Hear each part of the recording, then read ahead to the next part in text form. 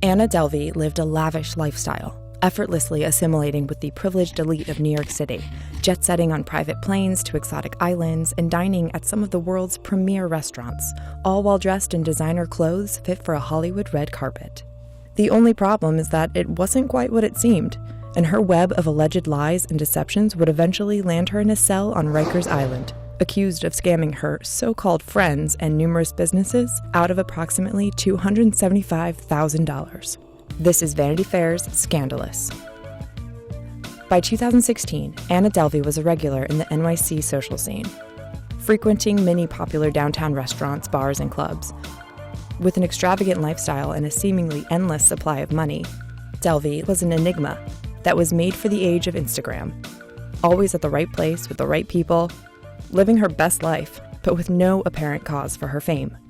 Her circle of acquaintances was fed various stories as to how she accumulated her vast wealth. Her father was a Russian billionaire, a Russian diplomat, an oil tycoon, a Russian antiques collector, or a solar energy capitalist. While many parts of Delvey's story were fluid, some things were consistent. Delvey made no effort to hide her internship at the Paris magazine Purple, and made it very clear that her dream was to open a Soho House for Art, a members-only club with restaurants, art galleries, and a bar. She had planned to call it ADF, the Anna Delvey Foundation. With no permanent residence, she would drop in and out of New York City, sometimes for months at a time. When she was in the city, she lived out of suitcases, staying in swanky hotels such as the Standard, the Beekman, the Mercer, and 11 Howard. She regularly frequented one of the city's hottest restaurants, Le Coucou, befriending the chef and charging grand meals back to her room. And when she wasn't at Le Coucou, she could be spotted holding court at places such as Seymour's, Sadelle's, and Happy Ending. Travel was often via chartered private jet to places like Venice or Ibiza. She told friends she was taking important business meetings with the world's 1%, like Warren Buffett and Bill Gates. But the circle of friends Delvey would surround herself with was relatively small. Vanity Fair's own Rachel Deloche Williams was one of those individuals. Along with Nefertari Neff Davis, a concierge at 11 Howard, and her personal trainer. Williams and Delvey became fast friends through mutual connections, sharing expensive dinners and nights out in New York City, which Delvey paid for. Davis befriended Delvey while she was working as a concierge at the 11 Howard Hotel, where Delvey frequently stayed, dropping $100 tips to anyone who assisted her with virtually anything. The trainer spoke with the cut about her friendship with Delvey and the expensive sessions that she would have with her and Williams.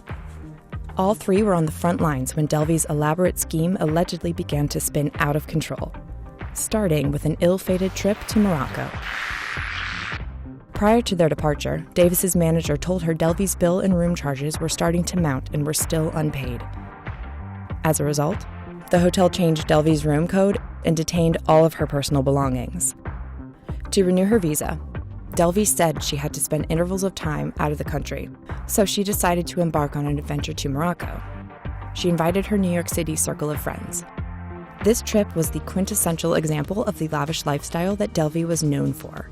A private villa with a personal butler, all for just a mere $7,000 a night. During their trip, Delvey, making one excuse after another, pressed Williams to pick up the tab more and more frequently, eventually covering costs for dinner and expensive Moroccan dresses, a stark change from the days Delvey would pay for everything. Then, one morning, Delvey was informed by a hotel employee that they did not have a working credit card on file.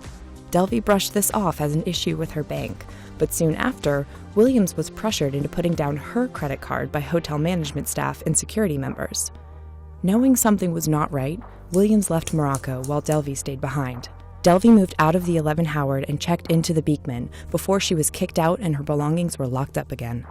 She eventually wound up essentially homeless in New York City while perpetuating her lies to Williams, claiming a wire transfer was forthcoming. Around this time, Delvey's behavior began to break through the surface with the press, which called her a wannabe socialite, detailing the extent of her alleged scams. Delvey denied the claims to her friends and checked into a Malibu rehab center, where the feds found her and extradited her back to the East Coast. Delvey finally found her new home, the New York prison Rikers Island. Authorities would learn Delvey's real name was Anna Sorokin. She was born in Russia and moved to Germany when she was 16. Her father is a former truck driver who now owns an HVAC company. Over the course of their investigation, prosecutors alleged they found that Delvey falsified financial documents from international banks, totaling approximately 60 million euros, secured a loan of $100,000 after lying to a bank representative from City National Bank, and deposited countless bad checks into various bank accounts, totaling nearly $80,000. This does not include the money she borrowed from friends, like Williams, without ever fully paying them back. In October 2017, Delvey was charged with 6 counts of grand larceny and attempted grand larceny, in addition to theft of services amounting to around $275,000. From behind bars, she has expressed her frustrations with the New York Post after the paper called her a wannabe socialite, maintaining all she wanted to do was open her foundation. Everything she did, every crime she allegedly committed, was working toward that goal.